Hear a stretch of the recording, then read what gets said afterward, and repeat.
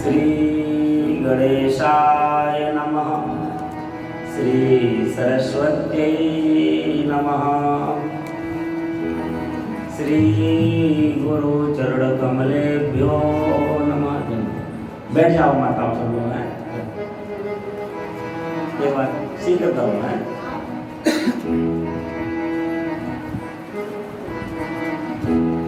भवानी शंकरो वंदे श्रद्धा विश्वासरूपिणो याभ्यां विना न पश्यन्ति सिद्धा स्वान्तस्तमीश्वरम् वंदे बोधमयं नित्यं गुरुं शंकररूपिणं यमाश्रितो हि भक्तोऽपि चन्दा सर्वत्र वन्दते।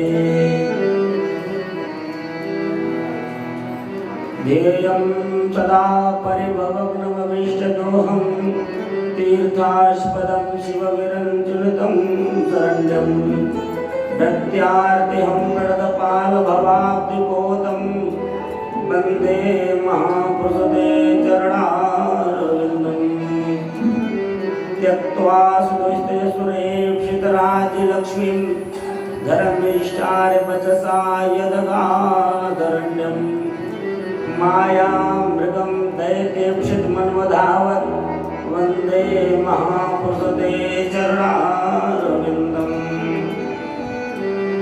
वंशी विभूषितकरान्नवनीरदावात् पीताम्बरातरुणबिम्बफलाधरोष्ठात् पूर्णेन्दुसुन्दरमुखादरविन्द्रनेत्रात् कृष्णात् परं किमपि तत्त्वमहं न जाने।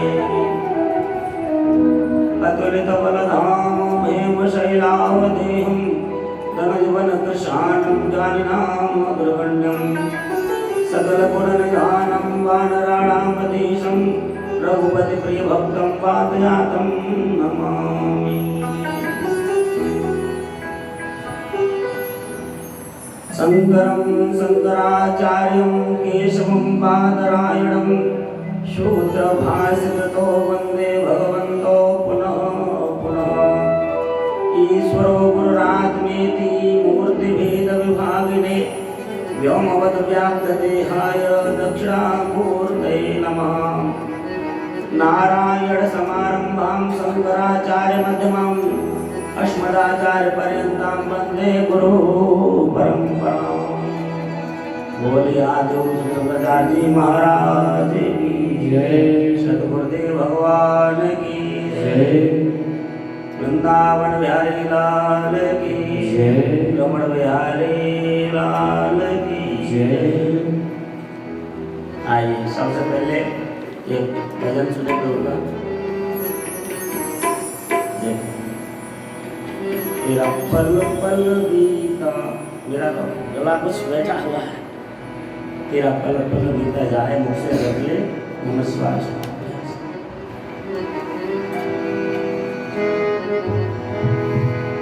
तेरा पल पल बीता जाए मुझसे रख ले नमस्कार। तेरा पल पल बीता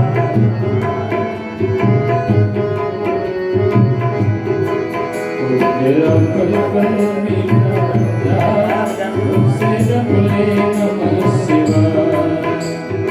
ओम नमः शिवाय। ओम नमः शिवाय। ओम नमः शिवाय। ओम नमः शिवाय। तेरा पल पल बीता जाए मुख से जप ले नमः शिवाय। तेरा पल पल बीता जाए मुख से जप ले नमः शिवाय।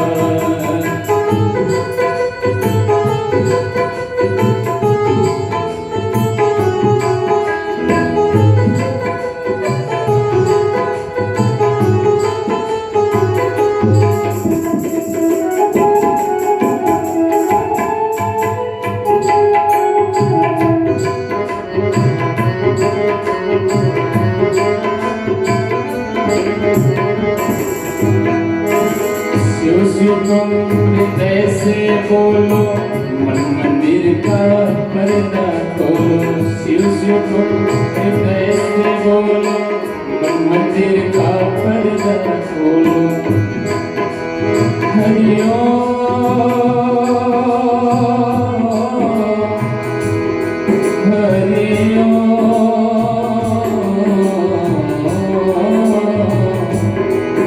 और सरखारी ना जाए मुख से जपे नमः शिवाय सरखारी ना जाए मुख से जपे नमः शिवाय ओम नमः शिवाय ओम नमः शिवाय ओम नमः शिवाय ओम नमः शिवाय तेरा पल पल बीता जाए मुख से जपे नमः शिवाय तेरा पल पल बीता जाए मुख से जपे नमः शिवाय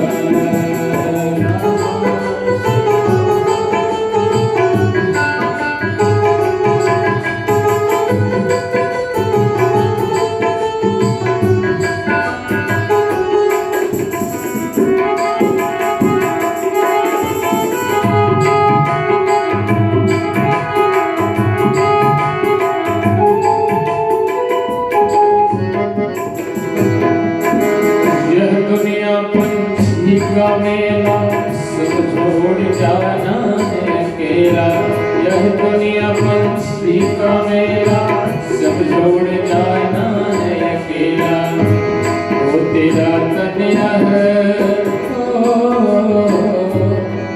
तेरा कन्या साथ न जाए तेरा कन्या साथ न जाए मुख से जपे नमः शिवाय तेरा कन्या साथ न जाए अजले नमः शिवाय अजले नमः शिवाय जपले ओम नमः शिवाय अजले ओम नमः शिवाय जपले ओम नमः शिवाय हो तेरा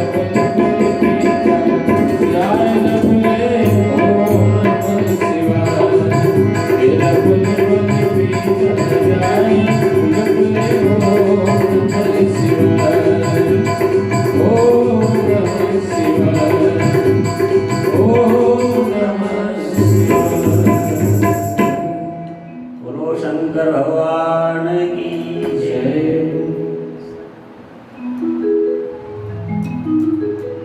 परम करुणालय परम करुणा वाले सदाशिव भगवान शंकर जी के चरणों में कोटि से प्रणाम। आज जगतगुरु भगवान शंकराचार्य जी यहाँ विद्यमान हैं, उनके चरणों में प्रणाम।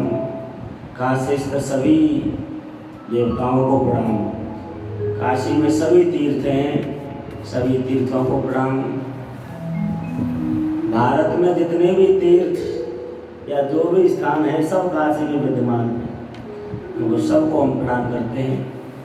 परम सौभाग्य है कि काशी की धरा पर हम लोगों को ये शिव महापुराण कथा सुनने का सौभाग्य मिला।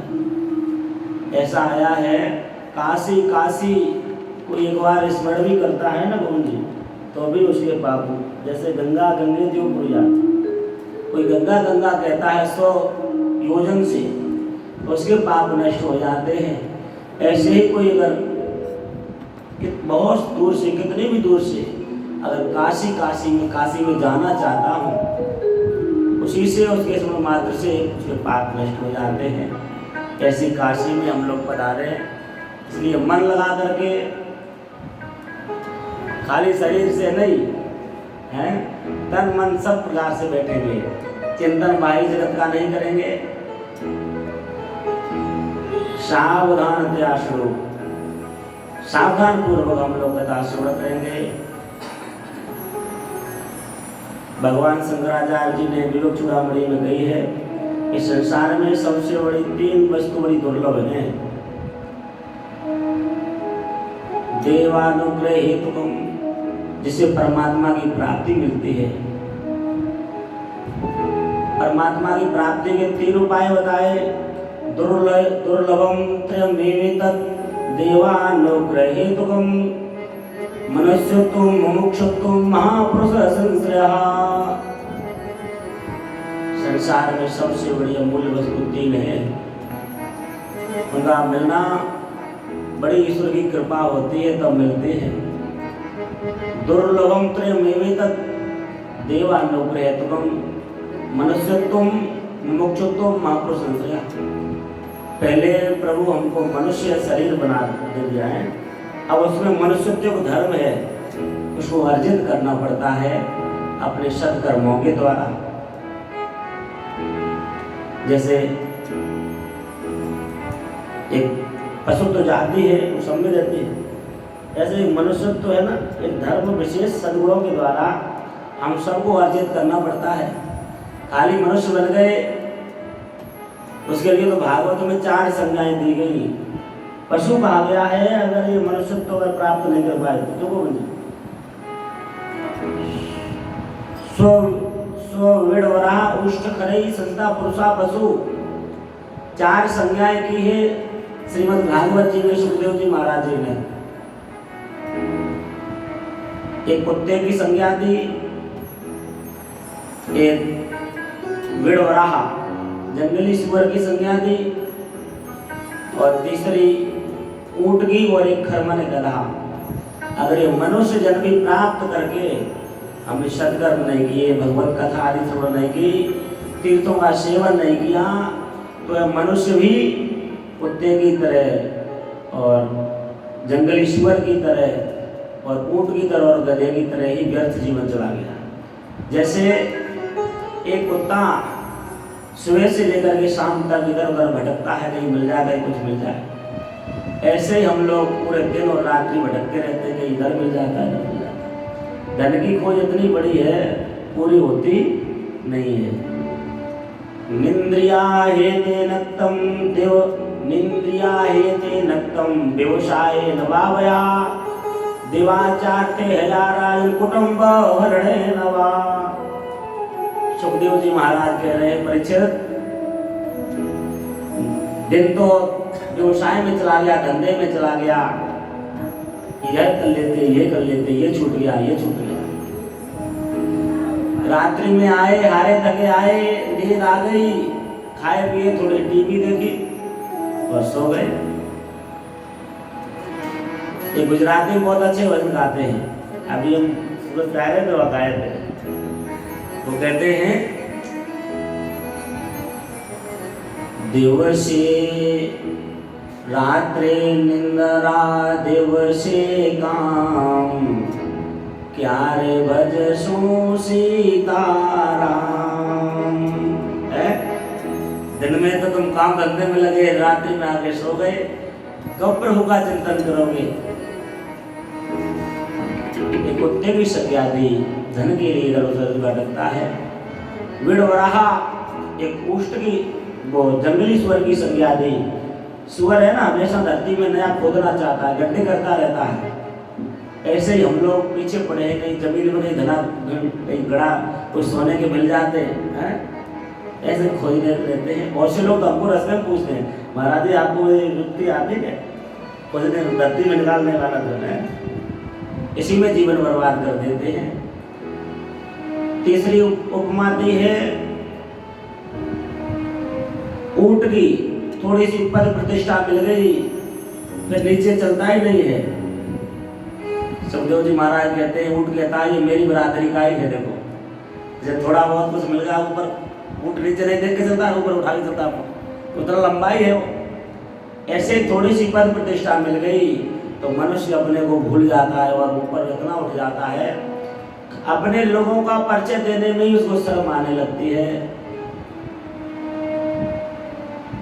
चौथी संज्ञा उसकी दी है गधे की। आज तक किसी गधे को है ना, गधा को कोई सम्मान नहीं मिला होगा। पूरे दिन काम करता है, सुबह से लेकर के शाम तक लगता है। भट्टे होते हैं ना, भट्टे पर जो गधे काम करते हैं, पहले कच्ची ईंट लाते हैं और फिर घर से बेचारे पकी दोनों तरफ से ढोते हैं, एक तरफ से भी आराम नहीं मिलता। भगवान शंकराचार्य जी ने कहा है, यावत वेतो पार्जन सक्त तावन्निज परिवारो रक्तः पश्चात् धावति जर्जर देहे वातां प्रक्षति कोऽपि न गेहे भज गोविंदम गोविंदम भज मूढ़मते। अरे मूढ़मती, प्रभु का चिंतन कर ले। जब तक धन कमाने में थे, परिवार में बड़ा स्वागत सम्मान था, आइए आइए बाबूजी है। और जैसे ही कमाना पूरा हुआ, जेब खाली हुई, अब वार्ताम प्रक्षति को भी न गेहे। अब घर वाले कोई पूछने वाले और ज्यादा कुछ कहोगे तो कहते हैं बूढ़े अब आप बुद्धि खराब हो गई है, अब आप चुपचाप बैठा करिए, अब आपको कुछ आता जाता नहीं है। बोलिए, ये शब्द सुनने को मिलते हैं। गधा कहता है आप भी हमें क्या कर रहा, मैं भी ऐसे ही पूरे जीवन काम करता रहा, और जब काम का नहीं रहा तो मालक ने तो डंडे मारे और काम तो चढ़ के आओ, भोजन नहीं मिलेगा। आज के बालक कह देते हैं वृद्धाश्रम में रहो, न 3 में घूम के आओ। ये स्थिति हो गई है। तो ऐसे समय में ये नास्तिकता बढ़ती चली जा रही है। अथवा बोलोक्तेन नास्तिक्यम दुख कारणम। आज सब समाज क्यों आक्रांत है? ये पहला श्लोक उठाया कि नास्तिकता ही दुख का कारण है। आज लोग इतने नास्तिक होते चले जा रहे हैं, आज धर्म से इतना दूर हट रहे हैं, आज मनुष्य बनना ही नहीं चाहते, बस कैसे भी पेट भरे, पैसा एकत्रित करना है, धन एकत्रित करना है। कोई भी हो, सब में यही स्थिति है। आजकल बाबा भी वही बड़ा बाबा है जिसके पास धन है, 2-4 बॉडीगार्ड आगे पीछे चल रहे हैं, बड़ी विडंबना हो गई। सब दुनिया धन के पीछे पड़ गई।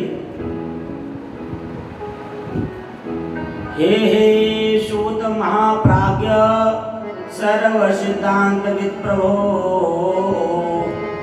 सूताख्यायी में कथा सारम पुराणानां विशेषतः। तो हम थोड़ी भी और व्याख्या करते हैं उसकी, मनुष्यत्व की नहीं हुई ना। तो एक मनुष्यत्व धर्म है, उसे अर्जित करना पड़ता है अपने कर्मों के द्वारा। प्रभु ने इतना सुंदर शरीर दिया। तुलसीदास जी ने एक बहुत सुंदर चौपाई गाई है।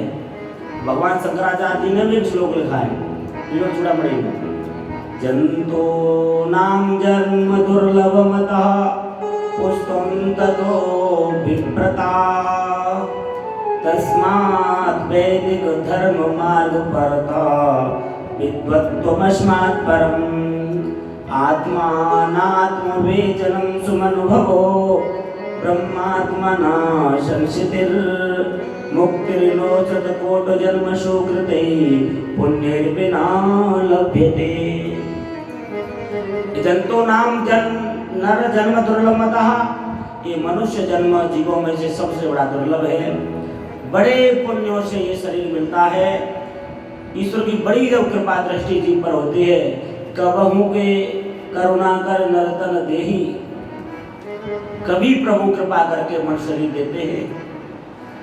देत ईश्वर हेतु सनेही, अकारण करुणा वाले परमात्मा जीव पर दया करते हैं, मनुष्य शरीर देते हैं। एक चौपाई बहुत सुंदर लिखी है, बड़े भागे मानुष तनु पावा, सुर दुर्लभ सद ग्रंथ निगावा। राम सिया राम सिया राम जय राम, राम सिया राम सिया राम जय राम। बड़े भाग मानुष तन पावा, सुर दुर्लभ सद ग्रंथ निगावा। राम सिया राम जय जय राम बोलो, राम सिया राम जय जय राम। हरि बोल। बड़े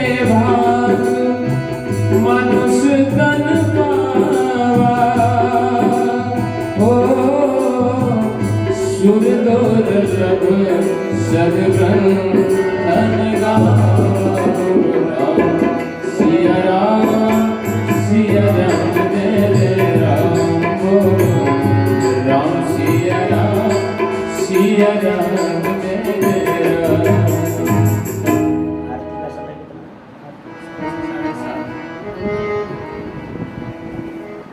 तुलसीदास बाबा ने बहुत सुंदर शब्दों में बताया, बड़ी कृपा ईश्वर की जब होती है तब ये मनुष्य शरीर मिलता है। इसमें क्या करना चाहिए? आहार निंद्रा भय मैथुनम च समान में तत्पस्वी नराणाम धर्मो तेषां मदिगो विशेषा धर्मेणैना पशुभिः समाना। आहार निंद्रा भय ये सब में है, सब योनियों में है। ये मनुष्य शरीर एक ऐसा है जिसको पाकर के हम प्रभु का चिंतन कर सकते हैं, भजन कर सकते हैं, कुछ परोपकार के कार्य कर सकते हैं, कुछ सेवा कर सकते हैं, जब तब ध्यान सब कुछ कर सकते हैं। तो ऐसा अवसर होना है जिसे हम मनुष्य बन के कार्य करें। तीर्थ में आए हैं, तीर्थ का अच्छी तरीके से सेवन करें। आगे चर्चा आएगी तीर्थों की, तब व्याख्या करेंगे। तीर्थ में जाकर के क्या करना चाहिए, ये सारी बातें हम एक एक करके हमसे समझाएंगे। तो मनुष्यत्व मुमुक्षुत्व महापुरुष संश्रय, और मोक्ष की जब तक इच्छा नहीं है, कोई कितना भी अमृत बांटता रहे और प्यास नहीं है तो पीते नहीं है। इसलिए शास्त्र कहते हैं प्रदीप्त सिरा, ऐसी लालसा लग जाए मानो मेरे तो सिर में आग लग गई है। अब वो आग तभी बुझेगी जब कोई सदगुरुदेव भगवान के द्वारा वो ज्ञान प्राप्त हो जाएगा है। ऐसी जब इच्छा हो जाए भूयो भूयो बार बार दृढ़ इच्छा जब हो जाए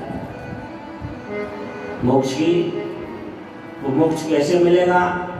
तो श्रवण करेंगे जब शास्त्रों का, शिव महापुराण का श्रवण करेंगे। शिव पुराण में आया है, जो भी व्यक्ति मनन पूर्वक निर्ध्यासन पूर्वक ये श्रवण करता है उसे मुक्ति मिलती है, संशय नहीं है इसमें। महापुरुष संश्रय, ये संत महापुरुष बैठे हैं, त्यागी तपस्वी, इनके दुर्लभ बड़े दर्शन है संसार में। ऐसे संत वितराग जिन्होंने शास्त्रों का अध्ययन किया हो, तप किया हो, ऐसे संत मिलते नहीं है। इनके पास जाएं, इनके पास श्रद्धा पूर्वक बैठ कर के कथा का श्रवण करें। एक जगह आया है गोविंद जी, अवैष्णव मुख निरगता, जो भगवान के भक्त नहीं है, ऐसे लोगों के मुख से इतना सुंदर ये कवित्व सुनने पर भी रोचक नहीं है। जैसे कहा है क्षीर भूमिम प्रविष्टम मधुरम अभी जलम विरसी भवति। इतना सुंदर जल, अमृत स्वरूप जल, अगर वो भी नमकीन वाले जमीन में डाल दो, नमक मिला दो तो खारा हो जाता है। ऐसे ही भगवत गुण यद्यपि कोई भी सुने, कोई भी कहे, लेकिन नहीं, लेकिन जब किसी भक्त के द्वारा वो शब्द सुने जाते हैं तो बड़े आनंददायी होते हैं, बड़े सुंदर लगते हैं। तो हम लोगों को इस अच्छा सहयोग बना है। सभी संत महापुरुष यहाँ आपके सामने हैं, भगवान शंकराचार्य जी स्वयं विराजमान हैं। इससे बड़ा और सौभाग्य क्या हुआ है? सावधान पूर्वक कथा श्रवण करें। हे सूत महाप्राज्ञ सर्वचिंतांत विप्रभो, आख्याहि में कथा सारम पुराणानां विशेषतः। आज सोनक जी महाराज ने सूत जी महाराज जी से कहा है, सूत जी महाराज आप सभी शास्त्रों के परम ज्ञाता हो प्रभु, आप मुझे विशेष रूप से शिव महापुराण की कथा आप मुझे सुनाइए। मैं आपके मुख से ये शिव महापुराण की कथा सुनना चाहता हूँ। प्रायः जीव असुरता को प्राप्त होते चले जा रहे हैं। आज आसुरी भाव की वृद्धि बहुत हो रही है। ये आसुरी भाव की चर्चा 16वें अध्याय भगवान गीता में भी है। 2 प्रकार की बताई प्रभु ने संपत्ति। 2 प्रकार के विचार व्यक्ति के होते हैं, एक आसुरी स्वभाव, एक देवी स्वभाव। देवी संपत् विमोक्षाय निबंधाय श्रीमता।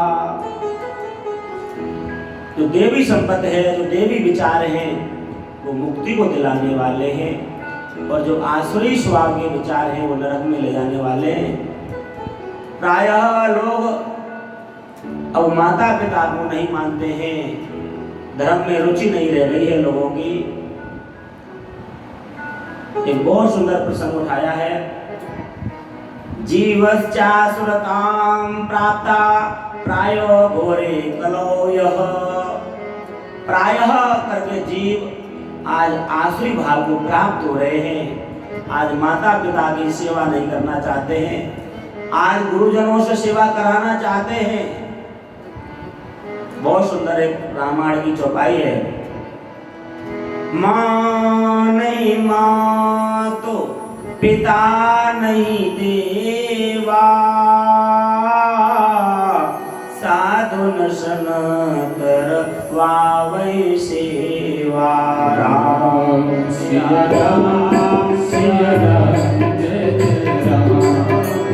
राम सिया राम सिया राम जय जय राम।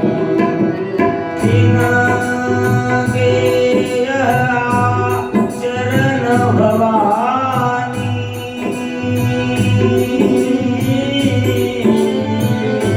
ते जानो निश्चर सब काम।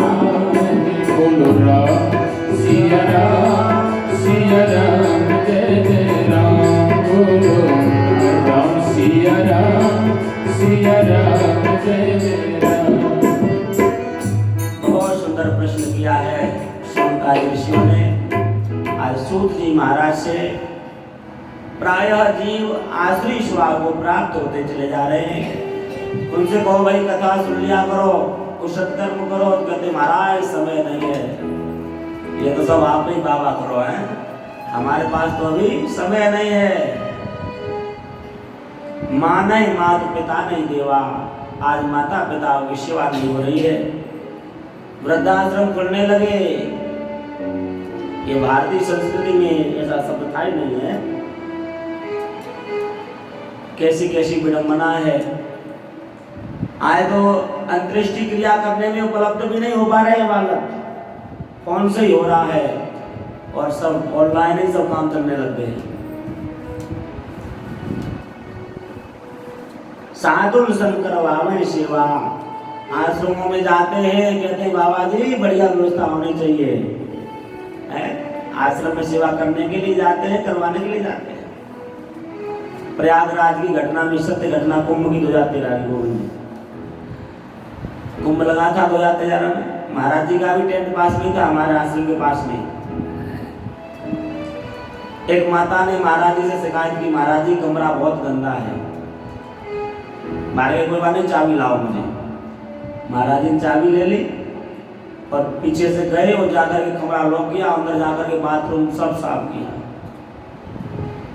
अब माई गई, दरवाजा खटखटाया तो महाराज ने खोला नहीं, अंदर थे वो। मेरे पास आई, महाराज जी दरवाजा नहीं खोला, अंदर है। मैं समझ गया इसने शिकायत की होगी और महाराज जी कमरा साफ कर दिया।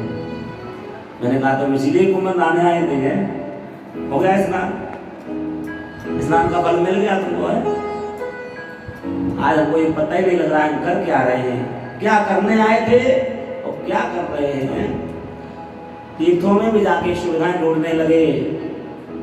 हमने तीर्थों का तीर्थत्व नष्ट कर दिया, अपनी सुविधा के लिए होटल बनवा दिए आश्रम। अभी एक महाराज जी का फोन आया था, दंडी स्वामी जी, स्वामी विवेकानंद महाराज जी, जलालाबाद से, पंजाब से फोन आया था महाराज जी का। वृंदावन में कोई आश्रम हो तो बताओ। हमने महाराज तो आश्रम तो बहुत है, लेकिन सब रेट फिक्स है, सब जगह रुपया मांगे जाते हैं। क्यों? सुविधाएं चाहिए, एसी चाहिए, गीजर चाहिए, तमाम प्रकार की सुविधाएं चाहिए। तो सुविधाएं बगैर पैसा की तो आनी नहीं, तीर्थों के तीर्थ हम नष्ट कर रहे हैं। विचार करना पड़ेगा, स्वयं आत्ममंथन करना पड़ेगा, मैं क्या करने आया हूँ, क्या कर रहा हूँ। बहुत सुंदर प्रश्न किए हैं। धन्यस्त्वं मुनिशार्दूल श्रवण प्रीति लालसा अतो विचार शुद्धिया वचमी शास्त्रम महोत्तमम्। आज सूत जी महाराज जी ने कहा है, सोनभाद्र ऋषियों, आपके मन में कथा सुनने की बड़ी जिज्ञासा है। आपके लिए हम सबसे उत्तम शास्त्र जो भगवान स्वयं शंकर जी के द्वारा रचित है वही शिव महापुराण में आपको सुनाऊंगा, जिससे आपकी सारी संशय निवृत्ति हो जाएगी। महात्रास विध्वंस कर्मोत्तमम। ये जितने भी हमारे रोग हैं, 3 प्रकार के रोग बताए गए हैं संसार में, दैहिक दैविक भौतिक तापा। तीनों तापों से तापत्रय विनाशाय, जो 3 ताप शास्त्रों में कहे गए, और तीनों तापों का नाश करने में ये सक्षम श्रीमद् महापुराण है शिव जी का, वही हम आपको सुनाते हैं। एक बहुत सुंदर कथा का आरंभ करते हैं। ये श्रवन्ति मुनेशेवं पुराणं शास्त्रमुत्तमं ते मनुष्यान् मंतव्या रुद्रैव न संशयः। जो शिव महापुराण को बड़े श्रद्धा पूर्वक सुनते हैं वो मनुष्य नहीं है, वो साक्षात रुद्र ही है, शिव ही है। इसलिए शिव जी का श्रृंगार करके शिव पुराण सुनना चाहिए।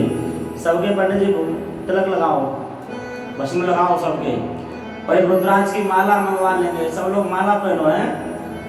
देवम भूत्वा देवम, मुझे शिव बन के शिव जी की कथा सुननी है, तो ऐसा श्रृंगार करना है, ऐसा अपने मन को भी ऐसा बनाना है। अब मैं साधारण मनुष्य नहीं हूँ, मैं तो शिव हूँ। शिव जीव का कल्याण करने वाला है, किसी को दुख देने वाला नहीं। आज से किसी को दुख नहीं दूंगा, अपशब्द नहीं कहूंगा। इसलिए सब त्रिपुंड लगाओ, त्रिपुंड लगवा दो अपने पास बस में ना, कुछ भस्म मंगा लेंगे कल में, तो रुद्राक्ष मंगा लेना, भस्म लगाओ सब लोग, कोई भी ऐसे नहीं बैठेगा है। इसका बड़ा महत्व है। हमको वैसा ही रूप बनाना है जैसे हमारे शिव जी का है, वही रूप बना करके सुनना है। ठीक है ना, आप लोग भी लगाओ भस्म।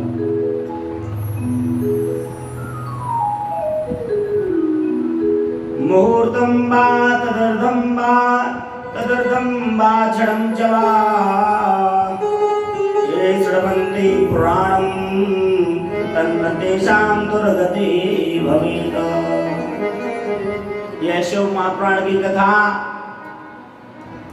एक मुहूर्त भी जो कोई सुन लेता है, अगर एक मुहूर्त नहीं सुन पाता है, आधा मुहूर्त, आधा नहीं तो उसमें भी आधा, उसमें भी नहीं तो एक क्षण कम से कम ये सुनता है, उसकी कभी संसार में दुर्गति नहीं होती है, अर्थात कल्याण हो जाता है, परम कल्याण हो जाता है, भगवान शंकर जी को प्राप्त हो जाता है, शिव लोक को प्राप्त हो जाता है। बोलो शंकर भगवान की जय। एक घड़ी आदि में पुण्याद। शिव महापुराण का इतना बड़ा महत्व है। सौनक जी से कहते हैं, हे मुनि, इस शिव पुराण को सुनने वाला व्यक्ति इस संसार रूपी सागर से पार हो जाता है। सदाशिव्या विशेषतः एतत् शिव पुराणस्य कथा परम पावनी। ये हमेशा कथा सुननी चाहिए। हम लोगों को नियम बनाने चाहिए, घर पर भी एक श्लोक, आधा श्लोक अवश्य घर में पाठ करेंगे। एक समय घर में गृहस्थियों को ऐसा निश्चय करना चाहिए। पूरे दिन तो समय नहीं मिलता है, कम से कम शाम को हम लोग जब आरती वंदन करते हैं उस समय पूरा परिवार बैठ करके शिव पुराण का पाठ करेंगे, एक दो श्लोकों की चर्चा करेंगे, सुनेंगे। इसलिए ऐसा नियम बना के जाओ, संकल्प लेके जाओ। अब घर लौट के जाएंगे तो शिव पुराण की कथा अवश्य रोजाना पाठ किया करेंगे। सदा सेव्या एतत् शिव पुराणस्य कथा परम पावनी। यह परम पावन कथा नित्य सुनाना चाहिए, कभी भी इससे ऊब नहीं आनी चाहिए। बहुत सुन लिया। इसमें 7 संहिताएं हैं। विद्येश्वर संहिताध्या, द्वितीया रुद्र संहिता, तृतीया शतरुद्राख्या, कोटि रुद्रा चतुर्थिका, पंचमी उमा सहितोक्ता, षष्ठी कैलास संहिता, सप्तमी वायवी आख्या, सप्तम संहिता। ये 7 संहिताओं का ग्रंथ है। इसमें 24,000 श्लोक है। कितने? विद्येश्वर संहिता, रुद्र संहिता, शतरुद्र संहिता, कोटि रुद्र संहिता, उमा संहिता, कैलाश संहिता और वायवी संहिता।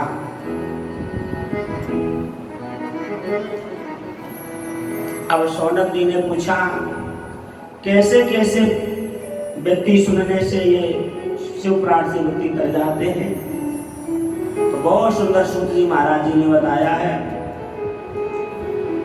ये मानवा पाप कृतो दुराचार रता खलः, कामादि निरता नित्यं तेपि शुद्ध्यन्त्यनेन वै। जिसने आजन्म हमेशा पाप ही किए हैं, चोरी आदि की है, दुष्कर्म किए हैं, ऐसा पापी भी अगर श्री शिव महापुराण की कथा को सुनता है तो वह भी मुक्त हो जाता है। भगवान गीता में भी कहते हैं अपि चेषु दुराचारो भजते मां नन्यभाक्, साधुरेव समन्तव्य सम्यक् विवक्षितो सः, क्षिप्रं भवति धर्मात्मा सस्वच्छान्तिं न गच्छति, कौन्तेय प्रतिजानी न मे भक्ता प्रणश्यति। कितना भी दुराचारी व्यक्ति हो, अगर एक बार मेरी शरण में आ जाता है, क्षिप्रम भवति माने शीघ्रम भवति धर्मात्मा, वह धर्मात्मा हो जाता है, साधु बन जाता है। और भगवान कहते हैं अरे अर्जुन तुम तो जानते ही हो मेरे भक्त का कभी नाश नहीं होता है। ये प्रतिज्ञा है। सन्मुख होए जीव मोय जवही, जन्म कोटि अघ नाशय तवही। सन्मुख होए जीव मोय जवही, जन्म कोटि अघ नाशय तवही। सन्मुख होए जीव मोय जवही, सन्मुख होए जीव मोय जवही, जन्म कोटि अघ नाशय तवही। जन्म कोटि अघ नाशय तवही, जन्म कोटि अघ नाशय तवही। कितने शास्त्रों से प्रमाण मिल रहे भैया बताओ। रामायण में भगवान कह रहे हैं सन्मुख होए जीव मोय जवही, जन्म कोटि अघ नाशय तवही। यही बात भगवान गीता में कह रहे हैं। आज यही बात सूत जी महाराज शिव पुराण में कह रहे हैं। 3 शास्त्र जब ये बात कह रहे हैं,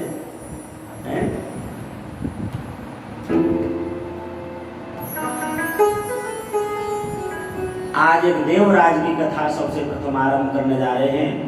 शौनक जी को सुना रहे हैं सूत जी महाराज। एक प्राचीन कथा आपको सुनाता हूँ जिसके सुनने से संपूर्ण पापों का नाश हो जाता है।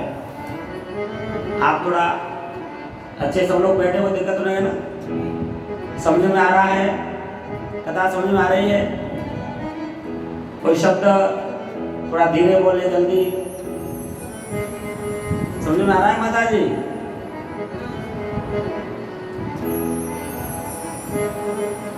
कोई समझ में ना आए तो पूछना है है।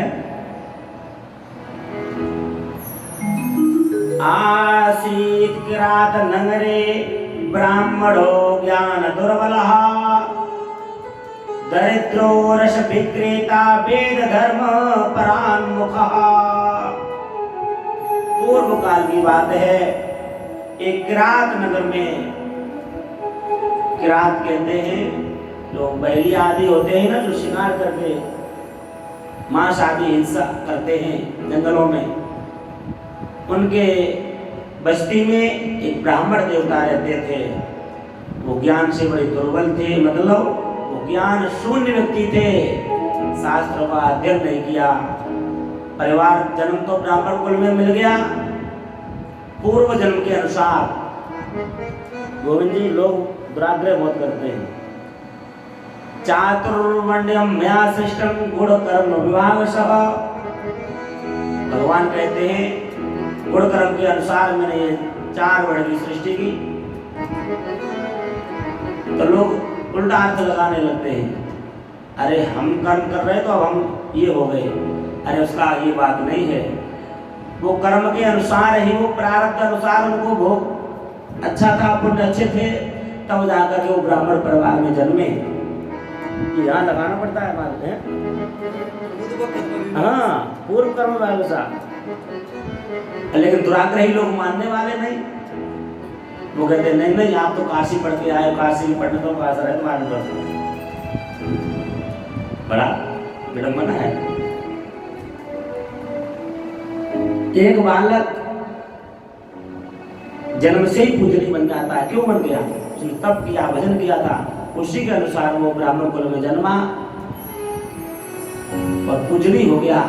अगर वो ब्राह्मण परिवार में जन्मने के बाद अगर अब वो सत्कर्म नहीं करेगा, स्वाध्याय नहीं करेगा, तप नहीं करेगा, तो वही जाकर के पुनः शूद्र में चला जाएगा।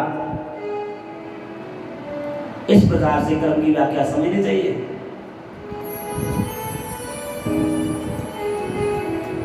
एक किरात नगर में एक ब्राह्मण रहते थे, उनका नाम था देवराज। ज्ञान शून्य थे, शास्त्र पढ़े नहीं, दरिद्र थे। दरिद्र किसे कहते हैं? जिसकी बहुत बड़ी तृष्णा है। सतु भवतो दरिद्रो तृष्णा विशाला, जिसकी विशाल तृष्णा है, कभी पूर्ति होती नहीं, और लाओ और लाओ और लाओ, वही दरिद्र है। श्रीमान शिकोवा, जिसे संतोष हो गया है, वही श्रीमान है, वही धनी है। जिसे संतोष नहीं है, वो दरिद्र। दरिद्रो रस विक्रेता, एक तो दरिद्र हैं, दूसरे रस विक्रेता हैं, रस बेचते हैं, धन कमाते रस बेच के। वेद धर्म परान्मुखा, शास्त्रों को तो वो जान ही नहीं पाए, शास्त्र होते क्या है। ब्राह्मण कुल में भी जन्म लेकर के अगर शास्त्रों का अध्ययन नहीं किया, स्वाध्याय तप आदि नहीं किए, तो समझो इससे बड़ा तो और अभागा कौन हो सकता है।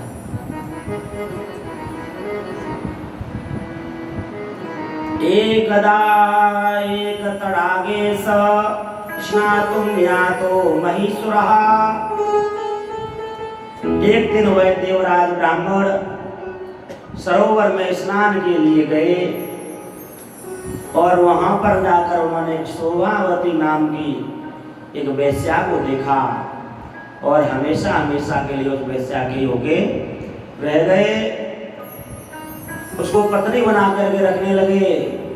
घर में पत्नी थी, माता पिता थे, सबका वध कर दिया। देखो, एक जार स्त्री के चक्कर में पुरुष पूरा घर बर्बाद कर देता है। माता पिता का वध कर दिया, पत्नी का वध कर दिया और उसी वेश्या को घर पे रखने लगे। काफी समय व्यतीत हुआ। कदाचित् देवयोगेन प्रतिष्ठानमुपागतः शिवालयं ददर्शासो तत्र साधु जनावृतम्। यहाँ पे हमको बहुत समझना है।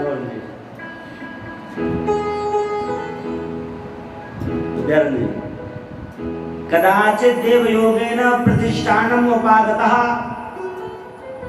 कभी ऐसा संयोग बना, वह देवराज नाम के ब्राह्मण तीर्थराज प्रयाग में प्रतिष्ठानपुर जोशी में आए और वहां पर एक शिव मंदिर था। उस शिव मंदिर की विशेषता क्या है? साधु जनावृतम, वह शिव मंदिर साधुओं से आवृत था, मतलब संतों से घिरा हुआ था वो शिव मंदिर। वहां पर संत महापुरुष रहते थे। आज मंदिर तो बहुत बन रहे हैं लेकिन संत देखने को मिलते, ये बड़ी विडंबना है। आने वाले समय में संत देखने को नहीं मिलेंगे। ये मठ मंदिर इतने बड़े बड़े बन गए लेकिन साधु कोई बनाने को तैयार नहीं है। मठ बनते चले जा रहे हैं, साधुओं की कोई रक्षा करने वाला नहीं है। अभी हम गए थे एक जगह, कहा महाराज जी मैंने संत निवास बनाया है। हमने संत निवास तो बहुत बन गए, अब संतों को बनाना शुरू करो, निवास बंद करो। जब से ये निवास बने साधु कम हो गए। इन निवासों ने साधुओं को खा लिया। इतने बड़े बड़े आश्रम बन गए, एक एक महात्मा के पास 50-50 आश्रम, रहने के लिए कोई नहीं है। और उनसे कोई कहे महाराज एक आश्रम को देना चाहते हैं, कहेंगे तुरंत दे जाओ। ये नहीं कहेंगे विद्यानंद जी इतने बड़े विद्वान हैं, काशी में पढ़े हैं, इनको बैठाओ। ये गोविंद जी इतने बड़े आचार्य विद्वान हैं, इन्हें गुरुकुल खुलाओ। अपनी पूर्ति नहीं हो रही है, सत्य कह रहा हूं। ऐसा लोभ आ गया है। 10-10 आश्रम लिए बैठे हैं, एक महात्मा रखने के लिए नहीं है उनके पास। लेकिन कभी नहीं आते, चलो काशी में चलेंगे, वहां पर संत पढ़ते हैं, उनको ला करके अपना इस आश्रम सौंपेंगे। इस आश्रम की शोभा, इस शिवालय की शोभा साधुओं से, बटुकों से, ब्रह्मचारियों से। अगर ब्रह्मचारी रहेंगे पढ़ने वाले तो सनातन की रक्षा होगी। नहीं तो भला कौन सनातन की रक्षा करेगा? काशी का एक आख्यान याद आ गया मुझे। कुमारिल भट्ट की चर्चा बहुत आती है। एक बहुत बड़े विद्वान हुए हैं कुमारिल भट्ट, मीमांसक हैं, पूर्व मीमांसक। ऐसे बालक थे 8 वर्ष के, त्रिपुंड लगाए, मृगचर्म लगाए, कमंडल लिए, पुस्तकें लिए, पढ़ने जा रहे थे। काशी नरेश की पुत्री उनको देख करके रो रही थी। छोटे से बालक ने पूछा क्यों रो रही हो बेटी? है उसने कहा आप जैसे बटुको ब्रह्मचारियों से ये गलियां भर के चलती थी और आज इक्का दुक्का ब्रह्मचारी जा रहे हैं, इस सनातन की कौन रक्षा करेगा? और छोटे से बालक ने कही थी इस धर्म की रक्षा हम करेंगे। धर्म की रक्षा के लिए वो तक्षशिला गए, वहां जाकर के अध्ययन किया, उन गुरुजनों को परास्त किया, अपने धर्म की प्रतिष्ठा की। ऐसी सोच हमारी माताओं की होती थी, माताओं की। और आज की माताएं रील बनाने में लगी फोन में, उसी से फुर्सत नहीं है। कहां से कहां हम आते चले जा रहे हैं।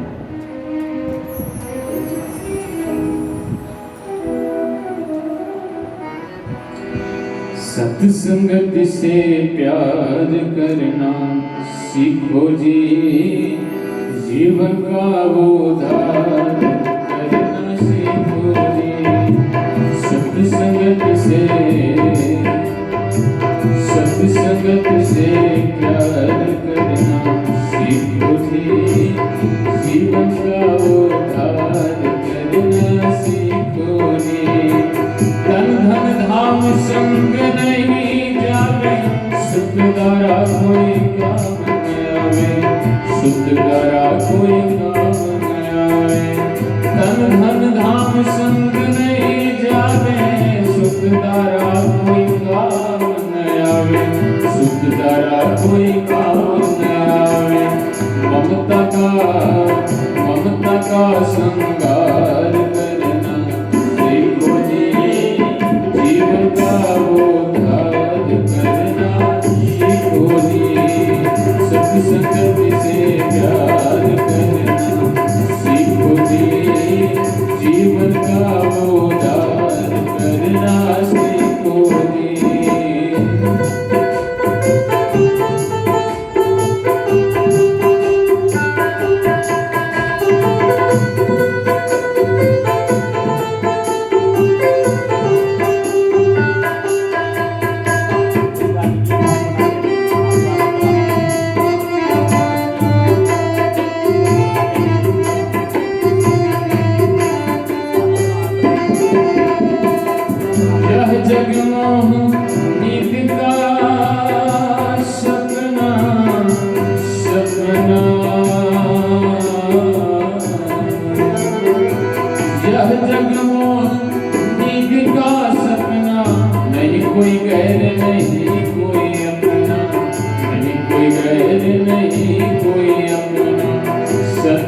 सत्य विचार करना सीखो जी, जीवन का उद्धार करना सीखो जी।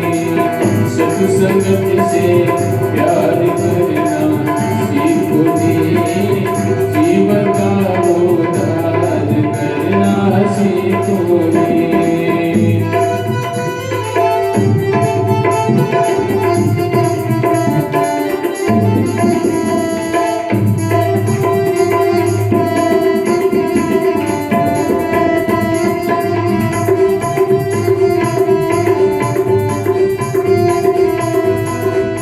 हरि का भजन नित्य मति की जय, अंतःकरण सुख कर लीजय, अंतःकरण सुख कर लीजय। हरि का भजन शिव का भजन नित्य मति की जय, अंतःकरण सुख कर लीजय, अंतःकरण सुख कर लीजय। शिव से साचा प्रभु से साचा, प्रभु से साक्षात्कार करना सीखो जी, जीवन का उद्धार करना सीखो जी। सत्संगत से प्यार करना सीखो जी, जीवन का उद्धार करना सीखो जी, जीवन का उद्धार करना सीखो जी। हाँ, जीवन का उद्धार करना सीखो जी।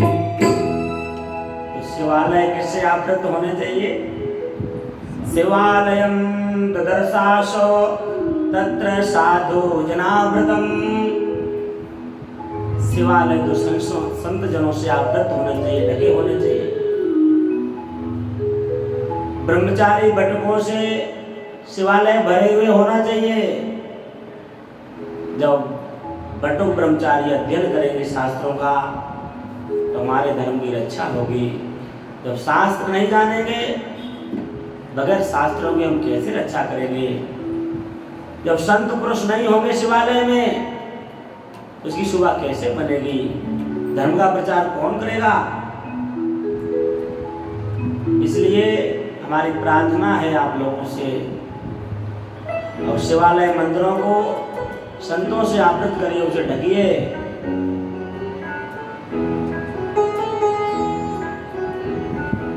देवराज पश्चिम मंदिर पर पहुंचे हैं।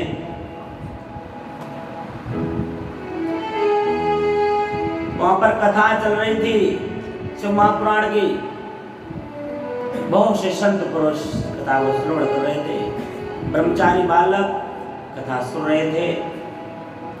वहां पर ही जाकर के ये देवराज बैठ गए। आजीवन तो उन्होंने पाप किया था।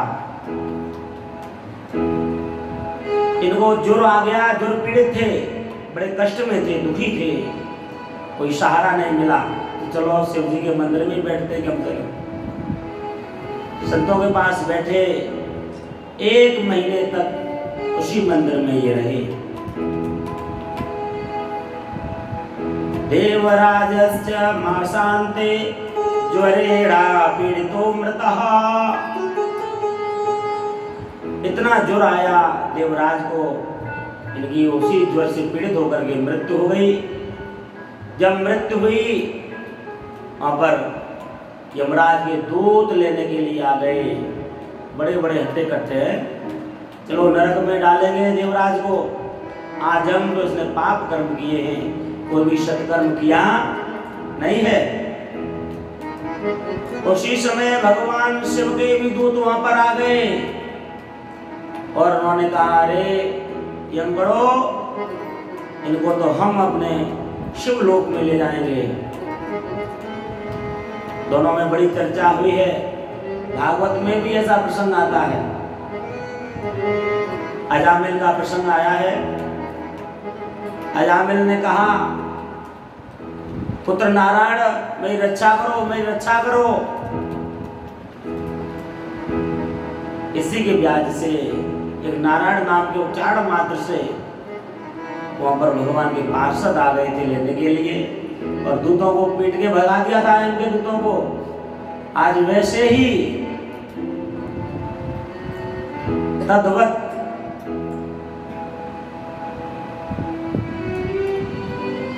यम के दूत लेने आए हुए हैं देवराज को।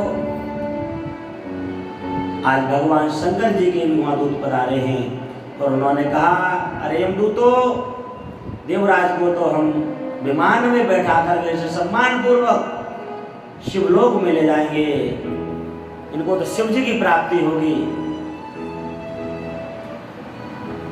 यमदूत गए छोड़ करके, यमराज से जाकर के कहा, ये बड़ा आपका सब है ये नौकरी हमको करनी नहीं है, बताओ शिव गणों ने हमको मार पीट करके भगा दिया, तो हम किसको लेने जाया करें। तो भागवत में आया है श्लोक, यमराज जी ने समझाया है, जीवान भक्ति भगवद गुण नाम धेयम चेतस्म स्मरति तच्चरणारविंदम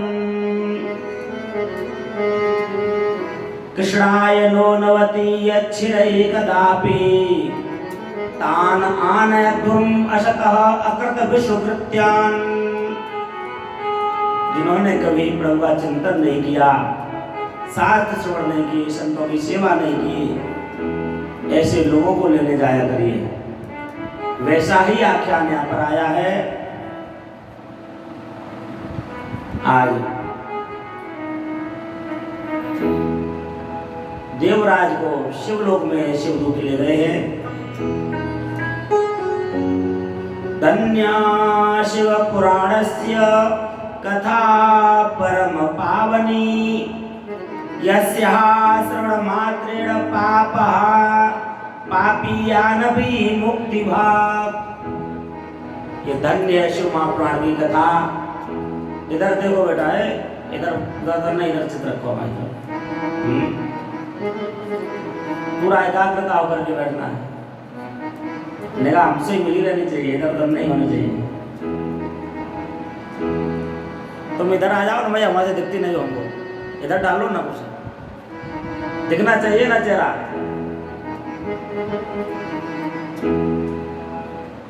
हमको पता नहीं लगेगा। धन्य शिव पुराण से कथा परम पावनी, ये शिव महापुराण की कथा धन्य है, परम पावनी है, पापी से भी पापी व्यक्ति का उद्धार कर देती है। यस्याः श्रवण मात्रेण पापियान अपि मुक्ति भाग। पापियों में भी श्रेष्ठ पापी जो है, उत्तम पापी है, उन्होंने आजीवन पाप ही कर्म किए हैं। आजन्म मात्रमपि येन सठेन किंचित चित्तम विधाय शुभ शास्त्र कथा न पीता चांडालवच्च, उसे बहुत धिक्कार किया गया है। चांडालवच्च गर्भत्य नीतम मिथ्या सुजन्म जननी जनि दुख भाजा। आज शिव पुराण की कथा सुन करके देवराज का उद्धार हो गया है, शिवलोक की प्राप्ति हुई है। एक दूसरी कथा का उदाहरण देने जा रहे हैं। हे सूत जी, केशव पुराण की कथा धन्य है, बहुत ही धन्य है, बहुत ही सुंदर है। ऐसी कोई और भी कथा है हमको सुनाइए, इससे भगवान शंकर के चरणों में हमारा प्रेम उत्पन्न हो जाए, प्रीति उत्पन्न हो जाए। ये कथा भगवान को प्रेम उत्पन्न करने के लिए है। कथा सुनकर कर प्रेम उत्पन्न नहीं हुआ तो समझो आपको कथा का रस मिला नहीं है। बाड़ी गदगद हो जाए, आंखों से आंसू आ जाए, रोए खड़े हो जाए। समुद्र निकटे देशे ग्रामो वास्कल सम्यकः वसन्ति यत्र पापिष्टा वेद धर्मोच्युता जना। एक समुद्र के तट की बात है, किनारे की बात है। एक बाष्कल ग्राम बसा हुआ है जो समुद्र के किनारे है। बसंती यत्र पापिष्ठा, उधर पापी लोग अधिक से अधिक रहते हैं, इसलिए दोआब क्षेत्र सबसे बड़ा उत्तम कहा गया है। गंगा यमुना का जो पवित्र क्षेत्र है ना, इससे बड़ा कोई पवित्र क्षेत्र संसार में है नहीं।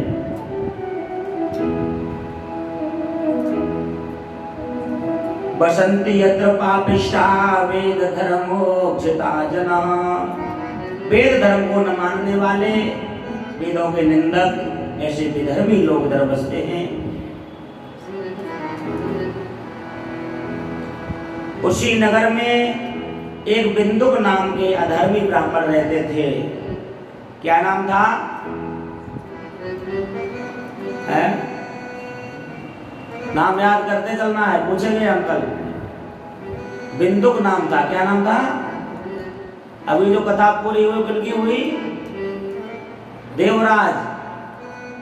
तो सबसे पहले कथा किसकी सुनाई? देवराज ब्राह्मण की कथा सुनाई। और अब सुनाने जा रहे हैं बिंदुक ब्राह्मण की, जो वेद से रहित हैं, शास्त्रों को नहीं जानते हैं। लेकिन उनकी पत्नी, उसका नाम है चंचुला। क्या नाम है? पति व्रता है, बहुत सुंदर नारी है, धर्मपरायणा है। लेकिन उसका पति उसकी तरफ ध्यान ही नहीं देता है, बुरे कर्मों में लगा हुआ है। पत्नी बहुत समझाती है लेकिन नहीं समझता है। एक पतिव्रता स्त्री भी आज विवश हो गई और वह भी पाप वृत्तियों में संलग्न हो गई। भ्रष्ट सत्वा कुमार गगा धर्म च्युता हो कुमार गामिनी। जब पति ने पत्नी की तरफ ध्यान नहीं दिया, उसकी उपेक्षा कर दी, तो बेचारी कब तक सहन करती। वो भी आज पदभ्रष्ट हो गई, अपने पद से नीचे गिर गई, वो भी विचारणी हो गई। आज ये संसार में हम बहुत देखने को मिल रहा है। सबको तो पैसे की भूख लगी है, ध्यान ही नहीं है घर की तरफ। पूरा समय देना चाहिए अपनी पत्नी बच्चों की तरफ। उनका जीवन कहाँ जा रहा है, क्या जरूरत है, क्या आवश्यकता है। हम तो एक तरफ लगे हुए धन के पीछे पड़े हुए हैं, घर में भी ध्यान नहीं देते। एक सती साध्वी पत्नी, उसका भी पतन हो गया, वो भी कुमारगामी हो गई। क्यों हो गई? पति ने समय से समय उसको समझा नहीं, उसको समय नहीं दिया। एक दिन उस बिंदुक नाम के ब्राह्मण ने अपनी पत्नी को परपुरुष के साथ में देख लिया, तो बड़ा नाराज हुआ, पत्नी की बहुत पिटाई की। पत्नी ने कहा, अरे पतिदेव, मैं तो आपकी वजह से ही तो ये पाप में प्रवृत्त हुई हूँ। अगर आप मुझको संभालते, आप मेरी देखरेख करते, तो भला मैं कर्मों में क्यों प्रवृत्त होती। मैं तरुणी हूँ, युवा हूँ, हमारी भी तो कुछ चाह है, इच्छा है। भगवान प्रतिदिनम कामम रमते बेसयाकुदी माम विहाय सुपत्नीं च युवतीं पते सेविनीं। जो पति की सेवा करने वाली पत्नी है, आप उस साध्वी पत्नी का त्याग करके वैश्याओं के साथ रमण करते हो, तो फिर भला मैं क्या करती? कब तक आपकी प्रतीक्षा करती? मैं भी कुमार में प्रवृत्त हो गई। आज बिंदुक नाम के ब्राह्मण ने कहा, कोई बात नहीं है, तुम उसे धन ले लिया करो और उसे धन लेकर के हमको दे दिया करो और हम वैश्या को दे दिया करेंगे। इस प्रकार से ये पापाचरण करते रहे। एक दिन बिंदु की मृत्यु हो गई।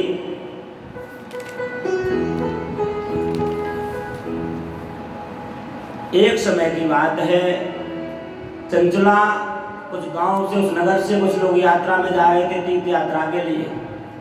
उसके मन में भी भाव आ गया, चलो मेला हम भी घुमाते हैं। बहुत से लोग जाते हैं ना, कुछ लोग तीर्थों के दर्शन के लिए जाते हैं, कुछ लोग मेला। आजकल कहते हैं पर्यटक क्या घूमने के लिए, तीर्थ दर्शन करने के लिए नहीं जाते हैं। इसलिए जाते हैं पर्यटन करने के लिए, भ्रमण करने के लिए। एक दिन मैंने पूछ लिया, एक दिन मेरे पास फोन आया, हम काशी विद्यावन में ठहरे हुए थे। एक भगत का फोन आया, महाराज जी हम रुकना चाहते हैं यहाँ पे। और हमने अकस्मात पूछ लिया, पता नहीं कैसे दिमाग में आ गया।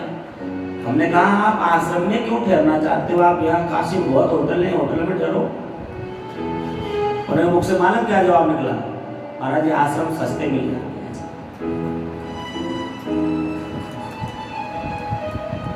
मैंने बहुत डांटा, हमने कहा आप जैसे लोगों ने आज आश्रमों को नष्ट कर दिया है। होटलों में तो हजारों खर्च करके आएंगे, लेकिन आश्रम में जाते ही 10 रुपए का नोट निकलना मुश्किल हो जाती है। वो भी निकलेगा कौन सा वाला, तो सबसे दवा एकदम चलने में भी बहुत बड़ी मुश्किल होगी।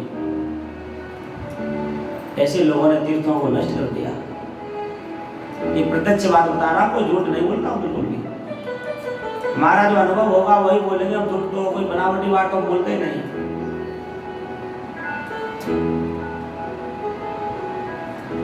आज ऐसे ही उस चंचुला ने सोचा कुछ लोग जा रहे हैं, चलो हम भी शेर सपाटा कर आए, मेला देख आए, घुमाएंगे।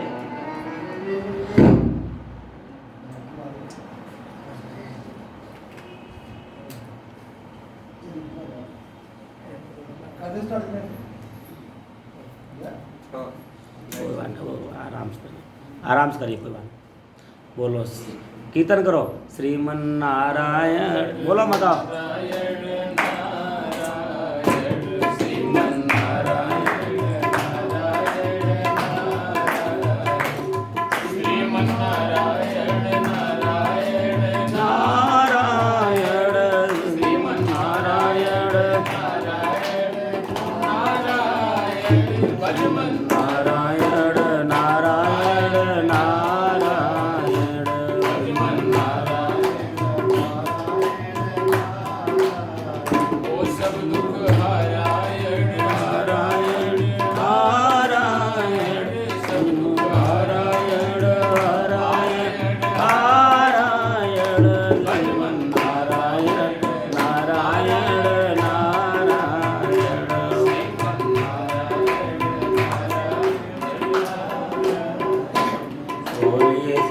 भगवान की जय, काशी विश्वनाथ भगवान की जय।